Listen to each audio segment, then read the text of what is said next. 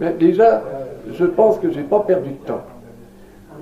Je n'ai pas pu gérer les affaires du département comme on l'aurait fait si on avait été majoritaire, mais j'ai certainement minimisé les dégâts par rapport à la majorité de droite.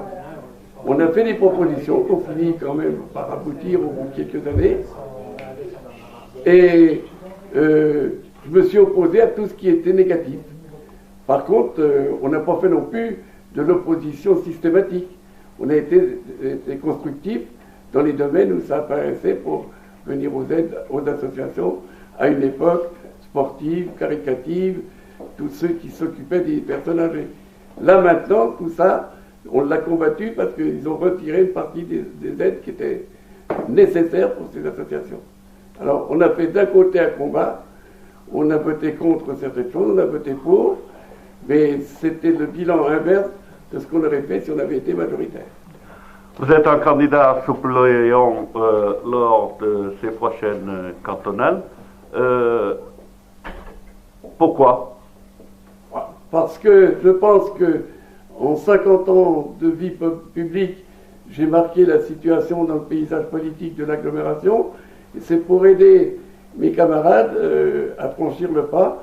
Et je souhaiterais, et puis je dis que c'est pas non seulement c'est un désir, qu'ils soient élus pour suivre ce qu'on a fait, parce que c'est une nécessité pour la démocratie. Alors, au niveau départemental, ça ne va pas très bien, au niveau national non plus. Quelle est la recette politique qu'il faudrait pour que ça change? Tout simplement parce que depuis 50 ans, on a mis ou la droite ou le Parti Socialiste et on a changé plusieurs fois. En définitive, on n'a pratiquement pas changé de politique. Or, on est en train de voir avec ce qui se passe en Grèce.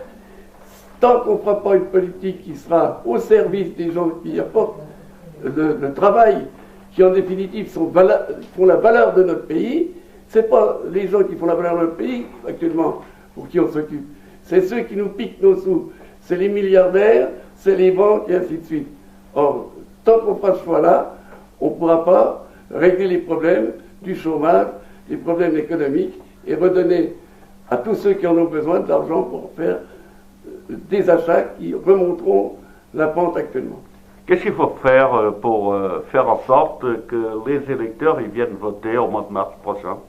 Les électeurs, je ne sais pas si on peut faire un électrochoc, mais il faut absolument qu'ils sachent que c'est pour eux. On n'y va pas par plaisir. Moi, j'ai pas passé 50 ans pour m'amuser, j'ai passé 50 ans pour aider les gens à sortir de la mouise.